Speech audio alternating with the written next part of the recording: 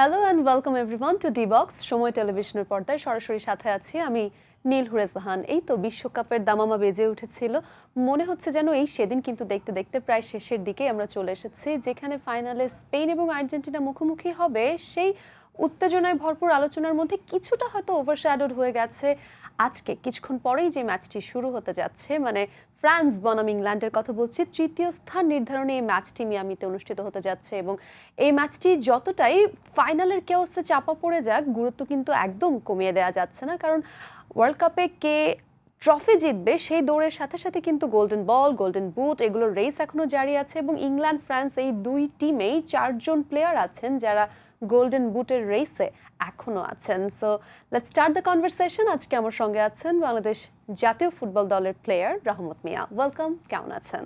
Thank you, আলহামদুলিল্লাহ আমি ভালো আছি। ওয়ার্ল্ড কাপ সিজন কেমন উপভোগ করছেন এবং দেখতে দেখতে যেহেতু শেষ, মন কিছুটা খারাপ হচ্ছে কিনা?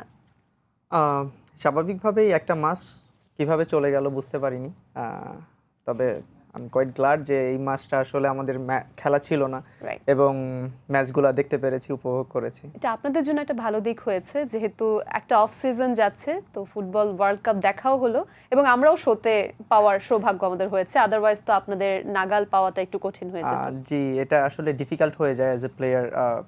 স্বাভাবিকভাবে 3টার খেলা, 1টার খেলা, সব ম্যাচগুলো আসলে উপভোগ করার সময় হয় না যখন ইন সিজন থাকে। বাট লাকিলি এইবার পুরো সময়টাই উপভোগ করেছি এবং ম্যাক্সিমাম ম্যাচগুলাই দেখতে পেরেছি। গ্রেট। সো ফ্রান্স এবং ইংল্যান্ডের আজকে মুখোমুখি হওয়া, যদি একটু আসলে মনে পড়ে যায় 2022-এ কাতারে ইংল্যান্ডকে কিন্তু বিদায় নিতে হয়েছিল ফ্রান্সের কাছে 2-1 এবং সেখানে হ্যারি কেইনের একটি পেনাল্টি মিস কিন্তু তাদের জন্য বেশ তাদেরকে সেটার দাম দিতে হয়েছে এবং বিশ্বকাপ থেকে বিদায় নিতে হয়েছে। আজকের ম্যাচটাকে কিছুটা রিভেঞ্জ গেমও হতে যাচ্ছে। আমার মনে হয় যে এটা রিভেঞ্জের থেকে অনেক দিক থেকে ইম্পর্টেন্ট। লাইক যদি ইংল্যান্ডের কথা বলেন, যদি ফার্স্ট ইংল্যান্ড থেকে স্টার্ট করি, ইংল্যান্ডের 1990 সাল, 2018 সাল প্রত্যেকটা ম্যাচই সেমিফাইনাল থেকে বিদায় নিতে হয়েছে। সো এখন পর্যন্ত ওয়ার্ল্ড কাপে তাদের সর্বোচ্চটা হচ্ছে নাম্বার 4। এটা হচ্ছে তাদের জন্য একটা চ্যালেঞ্জ যে ফ্রান্সকে হারিয়ে তারা যদি নাম্বার 3-এ আসতে পারে এবং ম্যাচটা উইন হতে পারলে তাদের ওয়ার্ল্ড কাপের যে লেগাসিটা থাকবে, যে আমরা থার্ড পজিশনটা হোল্ড করতে পেরেছি। সো আমার মনে হয় যে এই দিক থেকে ইংল্যান্ডের একটা অপরচুনিটি থাকবে এবং অপরদিকে যদি ফ্রান্সের কথা বলি, তাহলে এখানে দিদিয়ার দেশামের লাস্ট ম্যাচ এবং ওখানেও অনেক প্লেয়ার আছে যারা হয়তোবা এই ওয়ার্ল্ড কাপ হচ্ছে তাদের শেষ। সো আমার মনে হয় যে কয়েকটা পয়েন্ট অফ ভিউ থেকে এই ম্যাচটা টাফ হতে যাচ্ছে এবং চ্যালেঞ্জিং হতে যাচ্ছে। অবশ্যই দুটো দলই তো আসলে ওয়ার্ল্ড কাপ ফাইনাল খেলারই দাবিদার ছিল এবং যেমনটা স্পেশালি টুখেল বলছিলেন যে আমাদের কোনো প্লেয়ার এই ম্যাচ খেলতে চায় না, বিকজ আমাদের টার্গেট ছিল world cup final. But unfortunately ফ্রান্সকেও স্পেনের কাছে হারতে হলো, ইংল্যান্ডকেও আর্জেন্টিনার কাছে হারতে হলো। সো তাদেরকে মুখোমুখি হতে হচ্ছে আজকে তৃতীয় ম্যাচ, নির্ধারণী ম্যাচ। এবং যেমনটা বলছিলেন, ইংল্যান্ডও কিন্তু চাইবে ফ্রান্সকের এই শক্তিশালী টিমকে হারিয়ে তৃতীয় স্থান নেওয়া এবং একই সাথে ফ্রান্সও চাইবে ইংল্যান্ডকে হারিয়ে তৃতীয় স্থান নেওয়া, যেখানে ফ্রান্সের গতির খেলার কথা আমরা বারবারই বলছিলাম। আজকে কিন্তু আরেকটা ইন্টারেস্টিং মিড ফিল্ডে ব্যাটল হতে যাচ্ছে। আমি যদি জুড বেলিংহামের কথা বলি, তিনি কিন্তু আজকে খেলবেন তার রিয়াল মাদ্রিদ সতীর্থ অরেলিয়ানের কিংবা এদুয়ার্দো কামাভিঙ্গা, তাদের বিপক্ষে আজকে খেলবেন। সেই জায়গা থেকে ক্লাবের হয়ে একসাথেই যেখানে তারা ট্রেবল বা চ্যাম্পিয়ন্স লিগ জিতেছে, আজকে একে অপরের শত্রু হয়ে খেলছে। বেলিংহাম কেমন দুর্দান্ত পারফরমেন্স করছে সেটা আমরা ওয়ার্ল্ড কাপ জুড়ে দেখেছি। তার late runs into the box ফ্রান্সের জন্য আসলে কতটা বিধ্বংসী হচ্ছে। স্বাভাবিকভাবেই throughout the tournament as a attacking midfielder Bellingham so far so good. এখন পর্যন্ত as a attacking midfielder 6 goal করা, ইটস কোয়াইট ডিফিকাল্ট। অ্যান্ড আমার মনে হয় যে মিডফিল্ডের যদি বিশেষ করে ধরা হয় যারা best performer, one of the best performer হচ্ছে বেলিংহাম। সো আমার মনে হয় যে এটা একটা টাফ চ্যালেঞ্জ যেতে পারে ফ্রান্সের ডিফেন্ডারদের উপর। এবং যেহেতু আরেকটা বললেন যে ক্লাব লেভেলে একসাথে থাকা এবং ন্যাশনাল টিমে আসা, সো আসলে যখন মাঠে নামে কোনো প্লেয়ার, ডেফিনেটলি খেলার আগ পর্যন্ত এবং খেলার পরে ফ্রেন্ডশিপটা বজায় থাকে, বাট ইন দ্য পিচ আপনি কখনো এটা স্বাভাবিক ব্যাপার। সেখানে যেই হোক না কেন, ভাই হোক, বাবা হোক, ফ্রেন্ড হোক, ডাজন্ট ম্যাটার, এটা একটা কি বলে কি ব্যাটলফিল্ড। মনে হয় আজকে এই যে বলছিলাম বেলিংহামের লেট রানস ইনটু দ্য বক্সের কথা, Yeah. ফ্রান্সের মিডফিল্ড তাকে কিভাবে আটকাবে, এটাই কি ম্যাচের একটা টার্নিং পয়েন্ট হতে পারে? আপনি যদি পুরো টুর্নামেন্টটা দেখেন, হ্যারি কেন এবং বেলিংহাম বেলিংহাম পজিশনগুলো খুব ভালো সুইচ করেছে। Right. অনেক সময় হ্যারি কেন নিচে নেমে আসছে এবং বেলিংহাম উপরে চলে গেছে। সো আমার মনে হয় যে দুইজনের কম্বিনেশন খুব ভালো। এবং ইংল্যান্ড যেহেতু ফিজিক্যাল একটা টিম, আমরা লাস্ট ম্যাচেও দেখতে পেরেছি, যদিও শেষের দিকে আর্জেন্টিনা গোল করেছে, বাট যদি পুরো ম্যাচটা দেখেন 35 মিনিটস পর্যন্ত ফিজিক্যাল ম্যাচ ছিল, True. দেন পরবর্তীতে যে আস্তে আস্তে সেটেল হয়েছে ম্যাচটা। সো আমার মনে হয় যে যেহেতু ফ্রান্স স্পিডি টিম এবং ইংল্যান্ড ফিজিক্যাল টিম, সো আমার মনে হয় যে এটা যেমন ফ্রান্সের জন্য টাফ হবে বেলিংহাম এবং হ্যারি কেনকে আটকানো, তেমনি অপরদিকে ইংল্যান্ডের ডিফেন্ডারদের জন্য টাফ হবে ডেম্বেলে, অলিসে, এমবাপ্পেকে আটকানো। অফ কোর্স আমরা আসলে থার্ড ম্যাচ মানে থার্ড প্লেসমেন্ট যে ডিসাইডিং ম্যাচগুলো হয় সেখানে সাধারণত ফ্রি ফ্লোয়িং ফুটবল দেখি ইউজুয়ালি, সেখানে ট্যাকটিক্যাল রিজিডিটি থেকে বের হয়ে ইন্ডিভিজুয়াল পারফরমেন্স দেখার একটা সুযোগও হয়ে থাকে। কি মনে হয় আজকেও কি তেমনটাই হতে যাচ্ছে? ডেফিনেটলি এটা, যদিও তারা শিরোপার দাবিদার ছিল দুই টিম, বাট আনফর্চুনেটলি তারা হেরে থার্ড পজিশনের জন্য লড়াই করবে। বাট আমার মনে হয় এখানে গোল্ডেন বুট, গোল্ডেন বল এগুলার দৌড়ে যারা এগিয়ে আছে তাদের ভিতর দুইটা টিমেই প্লেয়ার আছে। যেমন অলিসের কথা যদি বলেন, অ্যাসিস্ট 5টা করেছে অলরেডি, এবং এই ম্যাচে যদি অ্যাসিস্ট করতে পারে সে গোল্ডেন বলের জন্য এগিয়ে থাকবে। এবং অপরদিকে গোল্ডেন বলটা কিন্তু মোটামুটি ফাইনালে যে খেলছে সেটার দিকে কিছুটা চলে যায়, কিন্তু গোল্ডেন বুটের রেসটা কিন্তু একদমই জমজমাট আছে। এমবাপ্পে আর মেসির গোল কিন্তু এখনো একই সমান, জাস্ট অ্যাসিস্টের দৌড়ে মেসি কিছুটা এগিয়ে আছে। মেসি একটা অ্যাসিস্ট বেশি করেছে লাস্ট ম্যাচে। বাট আমার মনে হয় এই ম্যাচে অনেক চেঞ্জেস আসলেও আপনি এমবাপ্পে ডেফিনেটলি খেলবে, কজ গোল্ডেন বুট যেহেতু সিমিলার গোল। মেসির 8 গোল 4 অ্যাসিস্ট, এমবাপ্পের 8 গোল 3 অ্যাসিস্ট। অন্যদিকে আমি যদি একটু বলি, আর্লিং হল্যান্ড আছেন তৃতীয় অবস্থানে এখন পর্যন্ত 7টি গোল দিয়ে নরওয়ের, কিন্তু যেহেতু বিশ্বকাপকে বিদায় জানাতে হয়েছে সেই রেস থেকে তাকে ছিটকে যেতে হয়েছে, কিছুই করার নেই। অন্যদিকে জুড বেলিংহাম ইংল্যান্ডের 6 গোল 1 অ্যাসিস্ট নিয়ে আছেন, হ্যারি কেইন আছেন সেম 6 গোল 1 অ্যাসিস্ট। উসমান দেমবেলে আছেন ফ্রান্সের 5 গোল করেছেন 2 অ্যাসিস্ট, এবং একই সাথে ওয়ারজাবাল আছেন স্পেনের 5 গোল 1 অ্যাসিস্ট। সোফার আমরা এই কয়জনকে লিস্টে রাখতে পারছি যাদের মধ্যে কিন্তু বলা যায় না যে কারোরই চান্স হয়ে যেতে পারে। যদি এমবাপ্পে কিংবা দেমবেলে আজকে হ্যাট্রিক করে বসে সেক্ষেত্রে কিন্তু এই রেসটা ভীষণ জমজমাট হবে। এটা ঠিক, তবে আমার মনে হয় না যে তৃতীয় নির্ধারণী ম্যাচ হোক বা ট্রফির জেতার ম্যাচ হোক এত ইজিলি কেউ গোল করতে পারবে, এবং এখানে একটা থেকে দুইটা গোল করাটাই হার্ড হবে কোনো সব প্লেয়ারের জন্য। সো আমার মনে হয় এখানে যদি এমবাপ্পে গোল করতে পারে, জোড়া গোল করলো, একটা গোল করলো, এদিক থেকে যদি এগিয়ে যেতে পারে, তাহলে আর যাদের কথা বললেন তাদের তুলনায় আমার মনে হয় যে এমবাপ্পে এবং মেসি এই দুইজনকে এগিয়ে রাখাটাই শ্রেয় হবে। কারণ হচ্ছে স্বাভাবিকভাবেই যা অন্যান্য যারা আছে, বেলিংহাম 6 গোল, বেলিংহাম কিন্তু যেভাবে আসলে 1 মিনিটে 2 গোল দিয়ে দিচ্ছে বা 2 মিনিটে 2 গোল দিয়ে দিচ্ছে সেরকমটা। আচ্ছা, আমরা এটা নিয়ে কন্টিনিউ করব আমাদের কনভারসেশন। মিয়ামিতে আজকে যেহেতু খেলা, আমাদের সহকর্মীরা আছেন যুক্তরাষ্ট্র থেকে সরাসরি, চলুন তাদের সাথে সরাসরি কানেক্ট হয়ে। আমাদের সঙ্গে আছেন সাজিদ মুস্তাহিদ, এসএম ইকবাল এবং Hasanuzzaman Saki. Good to see you all. কেমন আছেন, ওখানকার পরিস্থিতি সম্পর্কে প্লিজ বলুন।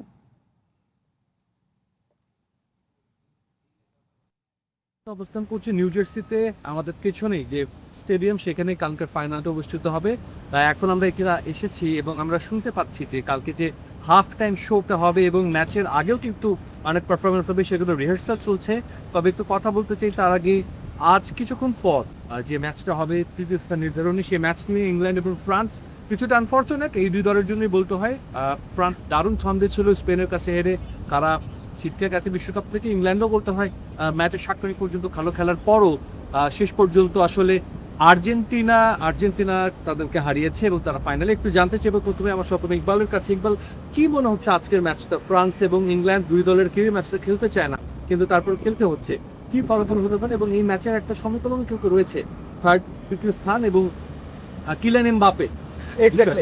এক্স্যাক্টলি ওই জায়গাটাতেই হচ্ছে একটু অনার্সিং লাগে, কারণ এটা এই যে আপনি বলছিলেন যে কোনো দলের ফুটবলারে আসলে ম্যাচটা খেলতে চাচ্ছে না, দলগতভাবে এই ম্যাচে আসলে কোনো অর্জন নাই। জাস্ট র্যাপিস টাকা পয়সা স্পেন্ডিকেশ ছাড়া, প্রাইস মানি ছাড়া। তবে ব্যক্তিগতভাবে কিন্তু দুর্দান্ত গেছে তারা সুযোগ করেছে, স্পেশালি কিলিয়ান এমবাপ্পের সামনে।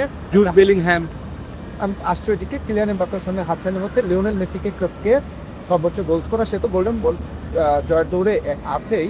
ওয়ার্ল্ড কাপের সর্বোচ্চ গোল স্কোরারের যে ইন্টারেস্ট আছে সেগুলো তো ভালো একটা সম্মুখীন হচ্ছে কিলিয়ান এমবাপ্পে। আর যদি জুড বেলিংহ্যাম, হ্যারি কেইনের কথা বলি, তারাও দিক কিছু মেজর রেসে আছে। সুতরাং ওই যে বলেন যে ব্যক্তিগতভাবে হচ্ছে ইন্ডিভিজুয়ালি হওয়ার যে সম্পৃক্ত হওয়ার যে শুধুমাত্র এতটুকু রয়েছে। তারপরেও আমি আশা করছি যে ভালো একটা শেষ। একবার কালকে ম্যাচটা কথা বলতে চাইছি আপনার কাছে। কালকে ম্যাচের আগে বলি যে আজকে যে তৃতীয় স্থান নির্ধারণী যে ম্যাচ, সেটা কেন খেলতে চায় না? কারণ কেউ তো তৃতীয় স্থান বলতে চায় না, এটা তো বিপ্রেতকর, কিন্তু খেলতে হবে, এটা একটা আনুষ্ঠানিকতা, ফিফার এই নিয়ম মানতে হলে তা খেলতেই হবে, তারা খেলছে। তবে যেটা বললো আমার সহকর্মী এসএম ইকবাল, যে ব্যক্তিগতভাবে কিলিয়ান এমবাপ্পে কি করবে, হ্যাঁ তার গোল্ডেন বুটের কি হবে, সেই একটা ব্যক্তিগত হিসাব বিকাশ নিশ্চয়ই রয়েছে। যদিও দর্শকদের মধ্যে খুব একটা উত্তেজনা এটা গিয়ে নেই, কিন্তু মাঠ ভর্তি কিন্তু দর্শক থাকতে হবে এবং অনেক মানুষ টিভি পর্দায়ও খেলাটা দেখবেন। হ্যাঁ, আশা করছি একটি ভালো ম্যাচ হবে যারা দেখবে। এবং কালকের ম্যাচ সম্পর্কে যদি বললেন যে আমরা তো আজকে মাঠে গিয়েছিলাম, অনুশীলন মাঠে গিয়েছিলাম মরিস পার্কে, যেখানে কলম্বিয়া স্ট্রিটে যেটি হলো, সেখানে আমরা আর্জেন্টিনার অনুশীলন দেখলাম নিজের চোখে। আমরা তিনজনই আমরা সেখানে ছিলাম। আমার কিন্তু আর্জেন্টিনার এই বৃষ্টি স্নাত যে দুপুর, সেই দুপুরের মধ্যে একবার বৃষ্টি আসে ঝড়ের মতো, বজ্রপাত, এর মধ্যে বৃষ্টি থামার যে একটি ঘন্টা, সেই একটি ঘন্টায় কিন্তু দুর্দান্ত অনুশীলন করেছে। এবং আমরা যখন বেরিয়ে আসি তখন কিন্তু আবারও বৃষ্টি নামা শুরু হলো, এবং সেই বৃষ্টির মধ্যেও কিন্তু আমরা দেখছিলাম যে লিওনেল মেসির দল আর্জেন্টিনা পুরো দস্তুর তারা কিন্তু অনুশীলনে ব্যস্ত ছিল। এবং অনুশীলনের যে স্পিরিট আমি আজকে দেখেছি, এটি কিন্তু আমার কাছে দুর্দান্ত লেগেছে। একেবারে মানে আনন্দ ঘন, হাততালি দিচ্ছে, ছোট ছোট পাস দিয়ে হইচই করছে, হাস্য রসাত্মকভাবে একটা আনন্দ ঘন পরিবেশের মধ্যে কিন্তু যে অনুশীলনটা হলো, সেই অনুশীলনের কিন্তু কালকে যে তারা খুব চাঙ্গা থাকবেন এইরকম একটি বার্তা কিন্তু পাওয়া গেল বলে আমার ধন্যবাদ। আসলে সেটাই একটা ভালো ফাইনালের অপেক্ষা সবার। প্রায় 40 দিন কিন্তু হয়ে গেছে, বিশ্বকাপ শুরু হওয়ার 40 দিনের শেষ পর্যায়ে চলে এসেছে। একটা মাত্র ম্যাচ বাকি আগামীকালকে, এবং সেই ম্যাচের পরই হয়তো বা আমরা জানতে পারবো কে হচ্ছেন, আসলে কোন দল হচ্ছে বিশ্ব চ্যাম্পিয়ন। তো আপাতত এই ছিল আমাদের কাছে নিউ জার্সি থেকে সবশেষ খবর। Thank you so much. ওই যে যেটা বলছিলাম, ফাইনালের ক্যাওসের মধ্যে বারবারই ঢাকা পড়ে যাচ্ছে ফ্রান্স ভার্সেস ইংল্যান্ড। আমাদের সহকর্মীরাও কিন্তু দাঁড়িয়ে আছে নিউ জার্সিতে, মেটলাইফ স্টেডিয়ামের সামনে, যেখানে কাল ফাইনাল হতে যাচ্ছে, এবং সেটার কথাই ঘুরে ফিরে চলে আসছিল। কিন্তু খেলার নিয়ম অনুযায়ী ফ্রান্স ইংল্যান্ড মুখোমুখি হচ্ছে। আমার মনে হয় আসলে টুর্নামেন্ট থেকে ছিটকে যাওয়ার যে প্রেশারটা, সেটি কিন্তু আর নাই। সেই প্রেশার ছাড়া খেলার একটা ব্যাপার থাকবে, এবং যেটি বলছিলাম, এই ধরনের ম্যাচে ফ্রি ফ্লোয়িং গেম আমরা সাধারণত দেখে থাকি। এই ম্যাচগুলোতে প্লেয়ারদের আরেকটা ব্যাপার যেটা, যে মেন্টালি কিন্তু তারা অনেকটাই এক্সস্টেড এবং ডিমোটিভেটেড, যেহেতু সেমিফাইনালে এরকম একটি হার। সেই জায়গায় ড্রেসিং রুমে মোটিভেট করার একটা কাজ কিন্তু কোচের উপর বর্তাবে। সেই জায়গাটা দিদিয়ে দেশম নাকি ইংলিশ ম্যানেজমেন্ট, কাকে এগিয়ে রাখবেন? কার জন্য কাজটা বেশি চ্যালেঞ্জিং মনে হচ্ছে? আমার মনে হয় যে যদি এগিয়ে টিমের মোটিভেশনাল দিকটা থেকে যদি এগিয়ে রাখতে হয়, তাহলে আমার মনে হয় ফ্রান্স এগিয়ে থাকবে। বিকজ প্রত্যেকটা প্লেয়ারের সাথে দিদিয়ার দিশামের খুব ভালো সম্পর্ক, এবং আমরা অনেক সময় অনেক সোশ্যাল মিডিয়াতে দেখেছি, এবং 2014 পর থেকে সে টিমটাকে নিয়ে গুছিয়ে নিয়েছে অনেকটাই। আমার মনে হয় যে প্লেয়াররা চাইবে না যে ম্যাচটা হেরে তারা দেশে ফিরুক এবং তাদের কোচের বিদায় হোক হেরে। সো আমার মনে হয় যে ফ্রান্স ডেফিনেটলি মোটিভেটেড থাকবে ম্যাচ জেতার জন্য। বাট অপরদিকে যদি আমরা দেখি যে ইংল্যান্ড টিমটা যদিও ভালো খেলেছে, বাট আনফর্চুনেটলি হেরেছে। আর যেটা বললাম যে এখন পর্যন্ত থার্ড পজিশনে ইংল্যান্ড আসেনি। 1990-তে 2018-তে তারা চতুর্থ স্থান হয়ে মানে হওয়ার পরে বাদ পড়েছে। সো আমার মনে হয় যে তৃতীয় ম্যাচ নির্ধারণী যে ম্যাচটা হয় সেখানে আসলে জিততে পারেনি। বাট লেটস সি আজকে সেই সমীকরণটা উল্টে যায় কিনা, এবং একই সাথে যেমনটা বলছিলাম, শেষ মুখোমুখি দেখা 22-এর ওয়ার্ল্ড কাপে যখন হয়েছিল, সেখানেও হারতে হয়েছিল ফ্রান্সের কাছে, সেটাও আজকে পাল্টাতে পারে কিনা ইংল্যান্ড। কে আসলে জয় নিয়ে বাড়ি ফিরবে শেষ পর্যন্ত, সেটাই বলছিলেন যে কোনো দলই আসলে চাইবে না যে ওয়ার্ল্ড কাপের শেষ ম্যাচটা হার হোক, দুটো টিমই চাইবে যে জয় নিয়েই বাড়ি যাতে ফেরা যায়, এবং সেই জায়গায় তো গোল্ডেন বুট সেই রেসটা এখনো জারি আছে। থার্ড প্লেস ম্যাচগুলোতে সাধারণত আমরা দেখি যে স্কোয়াডের রোটেশন হয়, এবং যেহেতু একটা সুযোগ আছে, বেঞ্চে যারা প্লেয়াররা বেশি সময় কাটিয়েছেন তাদের একটা খেলার সুযোগ থাকে বা সুযোগটা তৈরি হয়ে যায়। যারা রেগুলার খেলেছে তাদের মধ্যে হয়তো কিছুটা ফোকাসের অভাব থাকতে পারে, আমি জানি না, আমার ধারণা থেকে আমি বলছি। অন্যদিকে যারা বেঞ্চে বেশি থেকেছে তারা কিন্তু নিজেদের স্কিল প্রমাণের জন্য মনে হয় একটু বেশি মরিয়া থাকবে। সেই জায়গা থেকে ফ্রান্স ভার্সেস ইংল্যান্ড, বেঞ্চে কার বেশি স্ট্রং প্লেয়ার্স আছে সেটার উপর কিন্তু কিছুটা দলের শক্তিমত্তাও নির্ভর করে। সেই জায়গা থেকে কাকে এগিয়ে রাখবেন? আমার মনে হয় যে ইংল্যান্ড এবং ফ্রান্সের শক্তিমত্তার দিক থেকে যদি বেঞ্চ দেখি অলমোস্ট সিমিলার, বাট কিছুটা এগিয়ে থাকবে ফ্রান্স পারফরমেন্স বেসের দিক থেকে। সো আমার মনে হয় যে সাবস্টিটিউট যদি ডেফিনেটলি থার্ড প্লেস ম্যাচে সাবস্টিটিউট অনেক আসে, ইনজুরি থাকে টিমের অনেক, এবং কোচের অনেক বিষয় ম্যানেজ করতে হয়, কেউ খেললো কি খেললো না, এনাফ টাইম পেলো কি পেলো না। সো এইসব বিষয় বিবেচনা করে হয়তো বা ইম্পর্টেন্ট প্লেয়ার ছাড়া কিছু কিছু চেঞ্জেস আসতে পারে, যেমনটা এমবাপে, অলিসে, ডেম্বেলে, এরা ছাড়া যারা গোল্ডেন বুটের রেসে নেই তাদেরকে হয়তো বা সাবস্টিটিউট করতে পারে। বিশেষ করে এনগোল কান্তের মেবি এটা লাস্ট ওয়ার্ল্ড কাপ হতে পারে, সো সে আসতে পারে মিডফিল্ডে। এবং দিদি দেশম যদি ব্যাকলাইন রোটেট করে সেই জায়গায় কান্তেকে হয়তো আজকে আমরা দেখার একটা সুযোগ পাবো। অনেক ভক্তরাও বলছিলেন ডিফেন্সে হয়তো তিনি ব্যাক করতে পারেন না। I am not sure, but as a midfielder maybe holding midfielder হিসেবে আসতে পারে, বা বিশেষ করে 4-2-3-1 ফরমেশনে খেলে, সো দুইটা পাইবোর্ডের একটা হতে পারে। বারকোলাকেও কিন্তু আমরা কম দেখেছি, সেই জায়গায় কি মনে হয় যে ইলেকট্রিক উইঙ্গার তাকে কি আজকে স্টার্টারে আমরা দেখতে পাবো?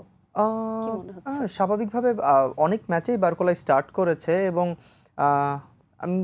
আমার মনে হয় যে বারকোলাকে দিয়েই স্টার্ট করাবে। এবং কিছু কিছু প্লেয়ার আছে যারা এনাফ টাইম পেয়েছে, এবং অনেক সময় হয় কি অনেক প্লেয়ার যখন ম্যাক্সিমাম ম্যাচ খেলে ফেলে টায়ার্ডনেস চলে আসে। সো আমার মনে হয় সেটার দিক থেকেও যারা এনার্জেটিক আছে বা কম সময় পেয়েছে তাদেরকে সুইচ করাতে পারে কোচ, এটা আমার মনে হয়। এবং যদি যেটা বললাম গোল্ডেন বুটের দৌড়ে যারা আছে তারা তো ডেফিনেটলি মাঠে থাকবে, তাদেরকে ছাড়া যারা আছে তাদেরকে ট্রাই করার চেষ্টা করবে। কবি মাইনু আছে ইংল্যান্ডের, তাকে আমরা দেখিনি সম্ভবত এবারে টুর্নামেন্টে, আজকে কি তাকে দেখার একটা সুযোগ থাকে কিনা? জ্যারড বওয়েন আছেন, Levi Colwill, Ivan Toney, Morgan Gibbs, White, so অনেকেরই হয়তো আজকে একটা সুযোগ থাকবে।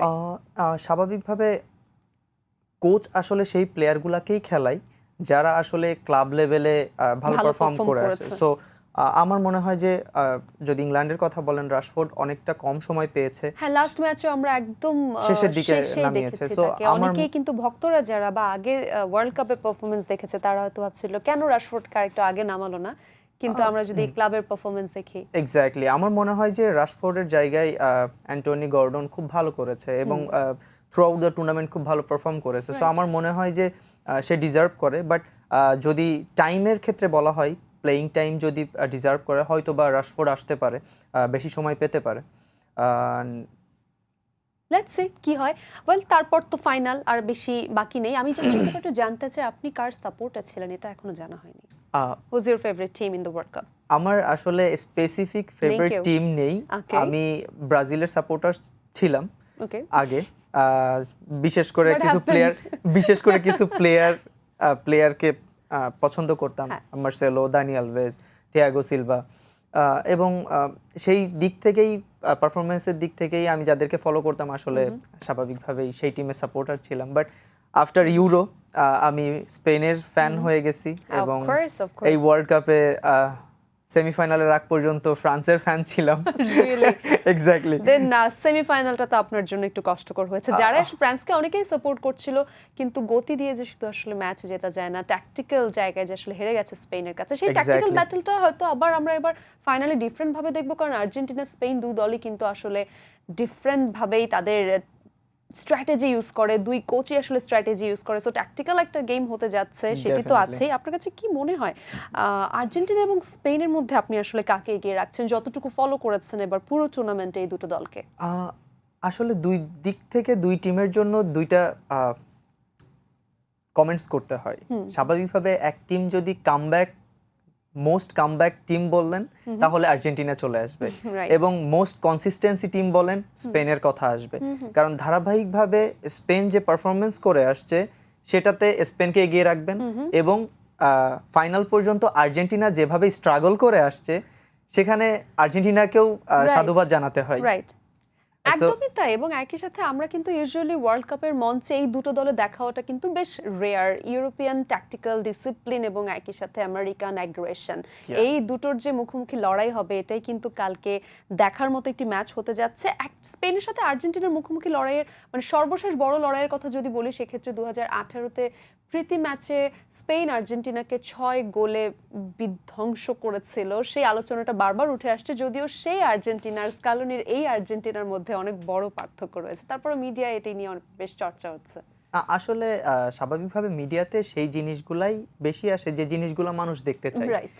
But as a player, as a coach, কেউই আসলে তাদের উইক পয়েন্টটা আসলে সামনে আনতে চায় না। প্রত্যেকটা কোচ অপোনেন্ট টিমের উইকনেস খোঁজে এবং এই নিজের টিমের স্ট্রং পয়েন্টটা মাঠে রাখতে চাই। Right. সো আমার মনে হয় যে দুই টিম দুইটা জায়গাতে স্ট্রং। Of course. এক টিম যদি স্পেনের কথা বলেন তাহলে স্পেন পুরো টুর্নামেন্টের সব থেকে ডিসিপ্লিন টিম, এবং ডিফেন্ডিং ডিসিপ্লিন যদি দেখেন এবং টপ, আমি গতদিন ফিফা যে আমাদের কি বলে ফিফার থেকে একটা অ্যানালাইজ করে একটা চার্ট বের আচ্ছা, করা হয়েছে যে most attacking players, top performers, defending top performers. তো তার ভিতর টপ ডিফেন্ডিং পারফরমেন্সদের ভিতর আপনি প্রথম 3 জনের নামই দেখবেন স্পেনের, তাও ফার্স্ট নাম্বারে যে আছে সে Rodri. Right, Rodri has been as a amazing. Holding midfielder হ্যাঁ। সে টপ ডিফেন্ডিং পারফর্মার হয়ে গেছে। আর্জেন্টিনাকেও আসলে বেশ কিছু প্লেয়ারকে দেখে খেলতে হবে, রদ্রি তার মধ্যে অন্যতম, লামিনে ইয়ামাল তো আছেনই এই বার্সা স্টার। একই সাথে একটা জায়গা যেটা বারবারই আসলে আলোচনায় চলে আসে, দ্যাটস মেসি অ্যান্ড মেসি। আমরা গোল্ডেন বল, গোল্ডেন বুট নিয়ে বলছিলাম, সেই জায়গায় গোল্ডেন বুটের আমরা তো যেই দৌড় আছে সেটা নিয়ে বলছিলাম। গোল্ডেন বলের ক্ষেত্রেও মেসির আসলে পাওয়ার সম্ভাবনা সবচাইতে বেশি, খুব কোনো মিরাকল কিছু না হলে ইটস নট গোনা চেঞ্জ। অন্যদিকে ব্যালন ডিওরের হাতছানিও কিন্তু মেসির দিকেই বেশি। স্বাভাবিক। সো লেটস সি কি হতে যাচ্ছে। ছোট্ট করে আজকে জাস্ট প্রেডিকশনটা দেন, কয় গোল হতে পারে, কে জিততে পারে? আমি স্বাভাবিকভাবেই এগিয়ে রাখবো ফ্রান্সকে, এবং most probably 2-1 2-1. for All right, France. let's see what happens. Thank you so much for your time. And viewers, the stage is absolutely set. আজকে যেখানে ইংল্যান্ড এবং ফ্রান্সের মধ্যে প্রেস্টিজ ব্যাটল হতে যাচ্ছে মিয়ামিতে, কিছুক্ষণ পর সময় টেলিভিশনের পর্দা অবশ্যই সরাসরি দেখতে পাবেন। অন্যদিকে ওয়ার্ল্ড কাপ ফাইনাল স্টেজের জন্য কিন্তু তৈরি হচ্ছে আর্জেন্টিনা এবং স্পেন। সেই ম্যাচ নিয়ে কথা বলবো নিশ্চয়ই আগামীকাল, but now let's enjoy this match.